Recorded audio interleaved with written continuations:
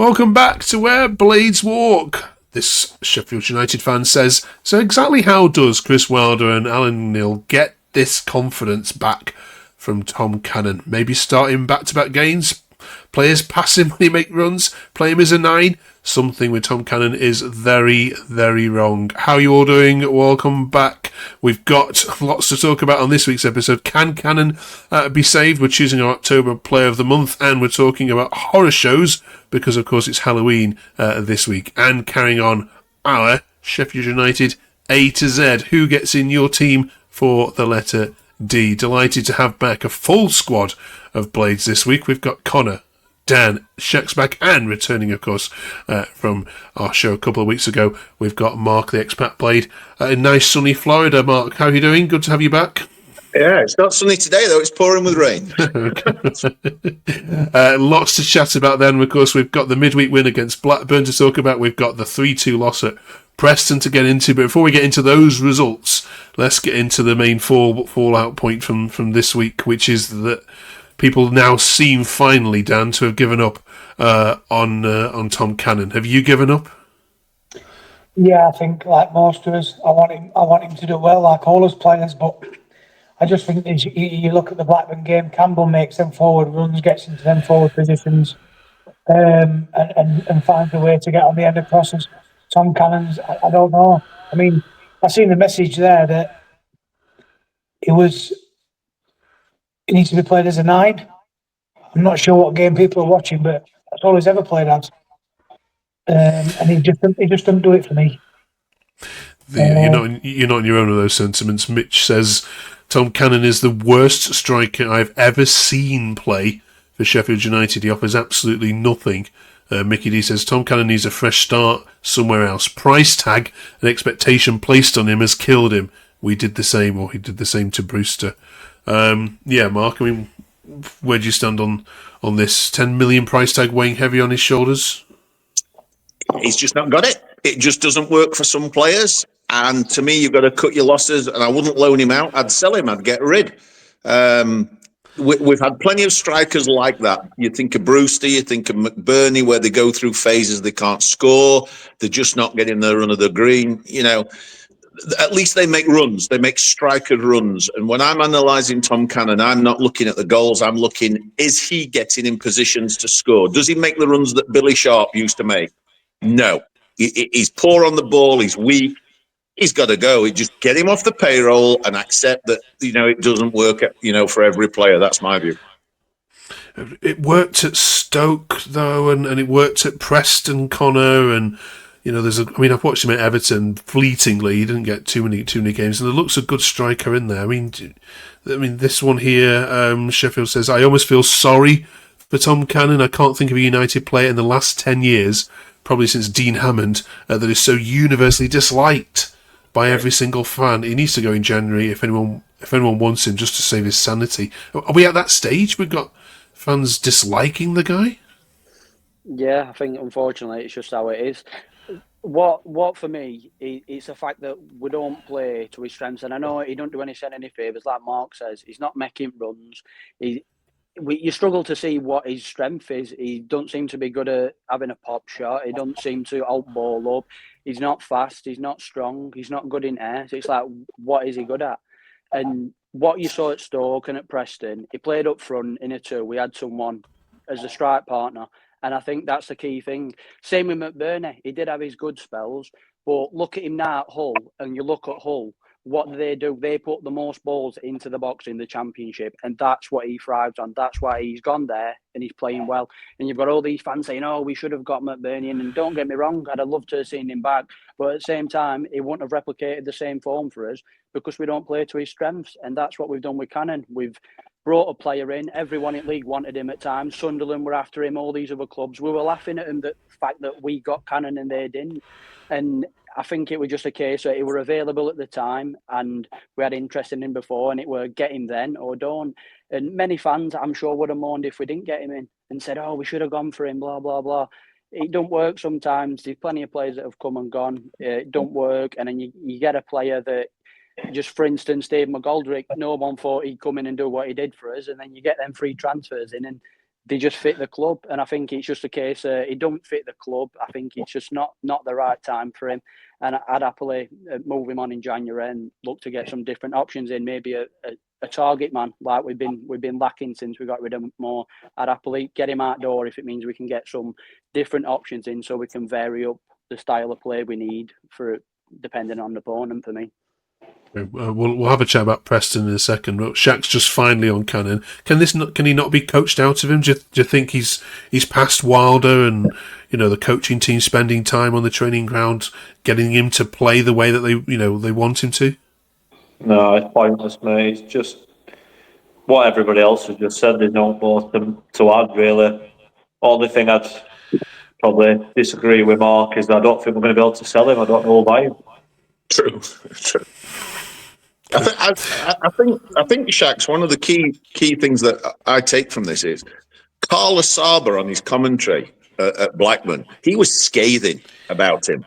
And he's a former professional who gives the benefit of the doubt to professionals because he's been in the game. And he was indignant at half time to get him off the field. I've never heard him commentate like that.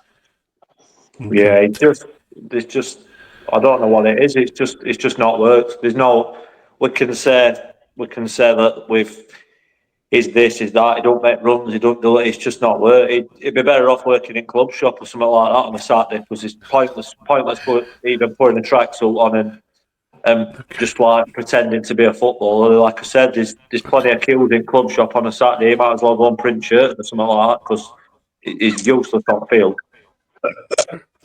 All right, we all want it to work. Tom, if you're watching, look, still some of us are behind you. We can turn this round. Not many of us, but yeah. Let's talk about Preston then, Dan. I mean, we're not going to go too heavy on this. I've seen lots of fallout online after Friday night's game.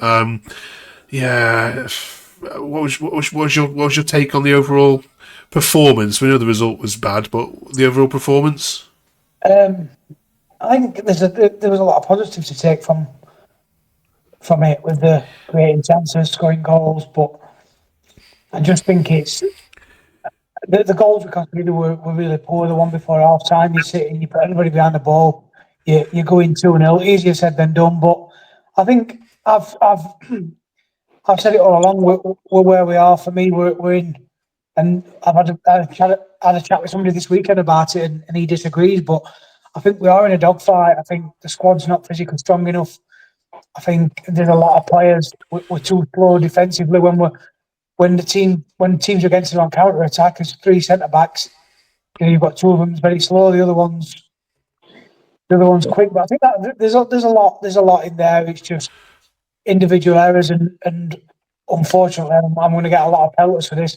But while ever you're playing City Peck and you're starting 11, you're going to struggle, unfortunately, because just not for me. I don't want a lollipop man in my team. I really don't. A traffic warden. I don't want that player in my team. We have to be better than that. But we take the positives from it, and we're going to next week. Yeah, I mean, the fallout of the comments were quite balanced, I thought, Shaq, so there wasn't too many. We've got one extreme one coming up in a minute, but this one, Chris says, Burrows and O'Hare, if one of them takes those chances, Shaq, we're talking about a 3-game unbeaten week. Fine margins in football. We are going to stay up. We aren't going to go up, though. Do you agree with all that?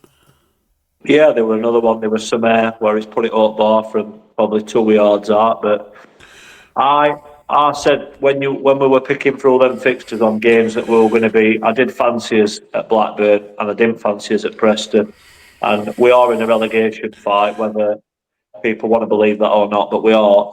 And Preston are a decent side. I didn't think we deserved to win game anyway. I thought we looked all right first half, and we did create more chances than we've been used to creating. But I think Preston were. I went to the game as well, so being at the game, I think Preston were probably just the better side. That they weren't much in it, but that's what happens when you're down at bottom. You can huff and puff, but if you don't blow a house down, then you don't win. You know what I mean? And that's us at the minute. We're playing well in spells, but we're not killing games off. I mean, you can't go in 2-0 up and losing. It's criminal, but that's what happens to teams that finish in bottom 6, which is exactly where I think we'll finish this season. Okay. Mark, one for you here. Edward says, the players have got no fight. McCallum now has to start. Burrows doesn't want it at the moment. Sumer also looks like our best midfielder at this moment. Do you agree with all the above? That could have been one of my tweets, to be honest. I mean, absolutely. Burrows cost us the first 2 goals. Particularly the first one was the one that annoyed me. He was weak as hell in that tackle, and they scored straight from it. So there was that. He was out, jumped for the header completely, didn't even put a robust challenge in. And then Samari, when he came on, I mean, I agree with Dan on the Peck thing. He's given everyone else a rest. Why the hell is Peck not getting rested? Because Samari was head and shoulders when he came on. You know, he'd got confident from the goal the other night. He got hold of the ball. He took control. So for me, Burrows, you know, he scored one and he made a good cross at Blackburn. That's what he's done all season. For me, he still shouldn't be starting. I'd put McCallum in, and I'd certainly be putting Peck on the bench and Samari in instead to give it some steel, because we should not have lost that game. And I agree with Shax. I thought Preston were pretty good. They made a lot of chances, but we did enough to get something from that game. And that's the difference of, you know, teams that go down and teams that don't. Can I just jump in, Mark? Just quickly. Yeah. That last tweet I saw there, we have no fight. That's why I detest a lot of our fans, because if they believe that, then they've got serious issues. The players have got no fight under this manager. No, it's not for me, that tweet. Sorry, but the first line of that tweet is just bonkers. Really is. Well, you're not going to like this one then very much. Connor, this was the most out there one, which was a reaction we found from Friday night. SUFC 1971 says, it looks like the owners might have picked the wrong manager for the second time this season. Should we be questioning Wilder?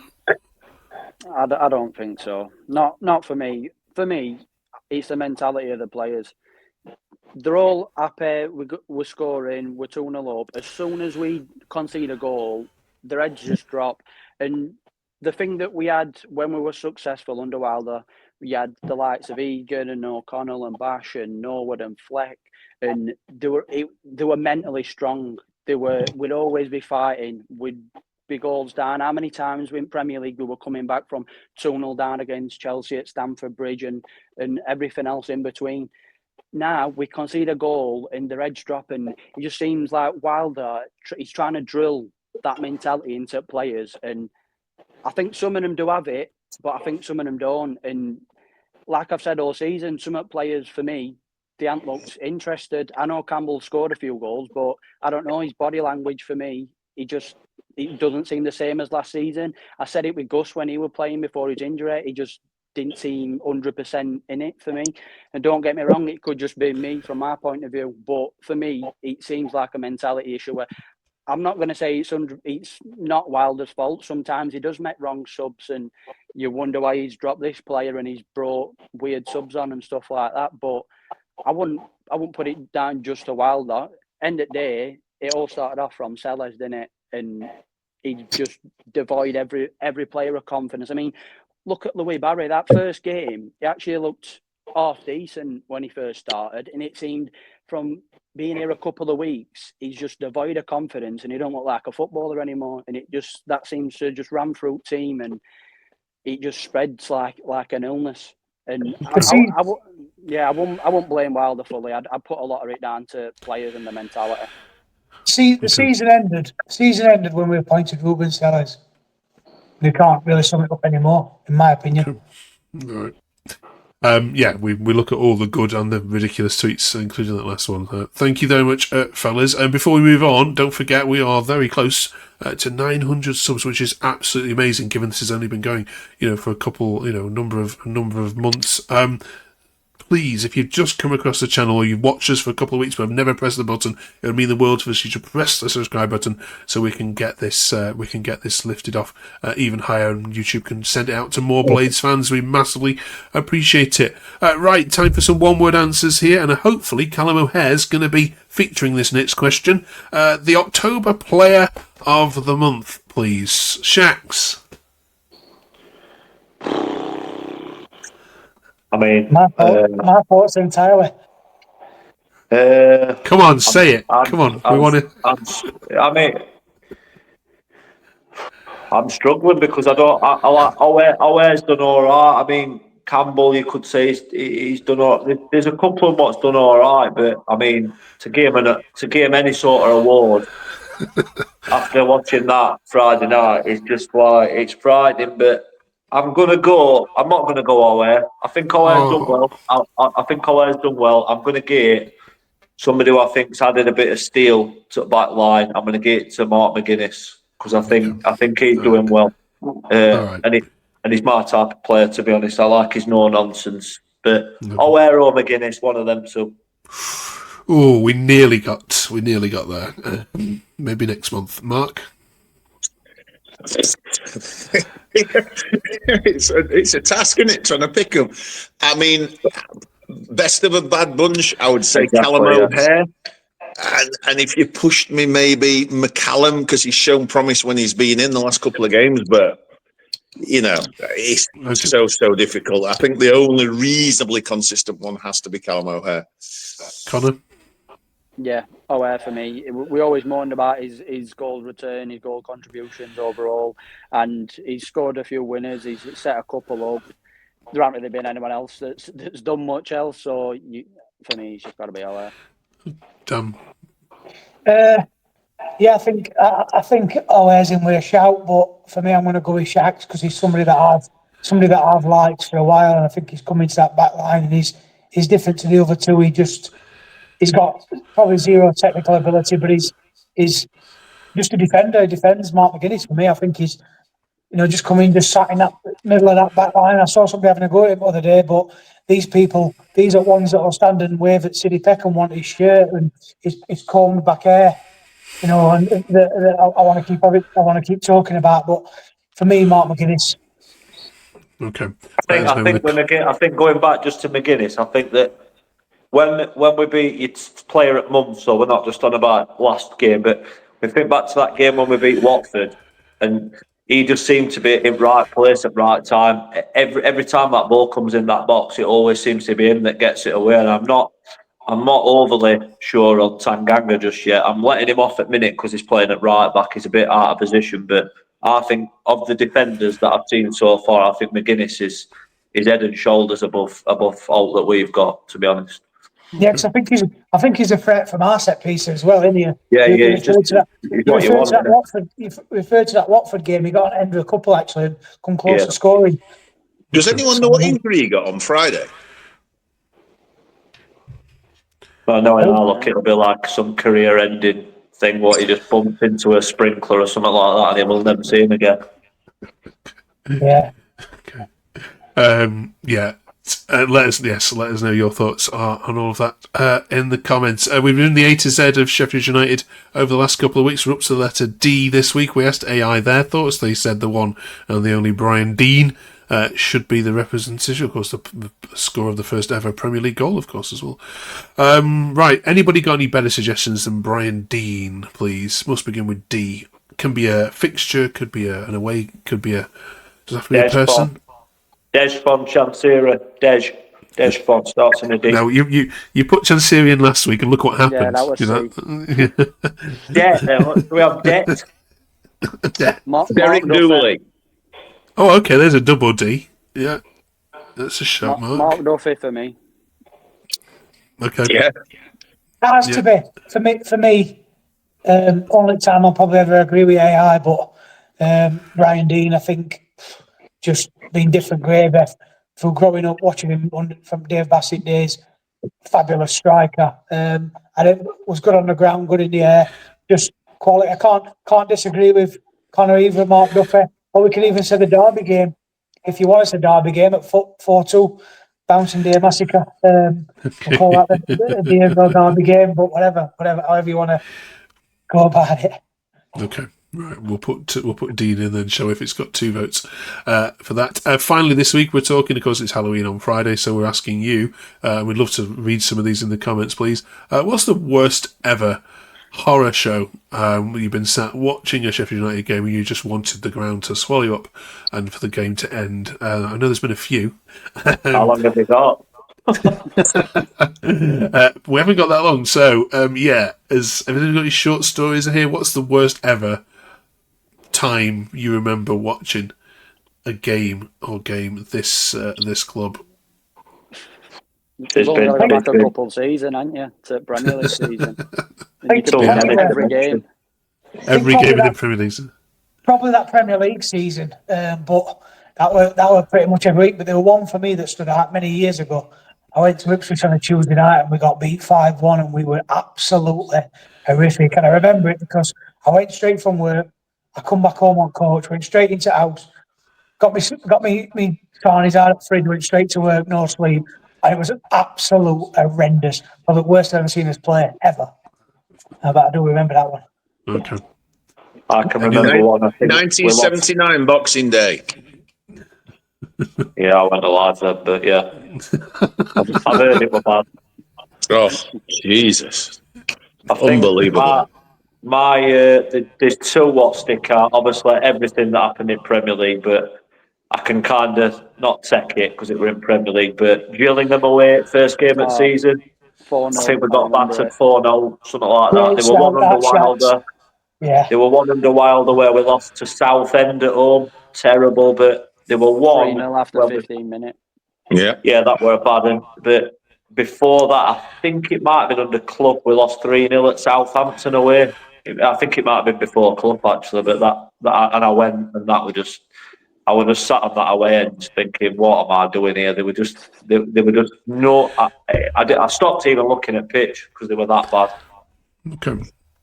Right. And let us know then what have they missed or which do you agree with. Appreciate all those comments. Right, you lot, thank you very much for your comments this week. We'll catch you on the other side of the weekend. Next week we're on to letter E, which is a little bit trickier. Come on, Tom Cannon, get us a goal this weekend, please. See you then.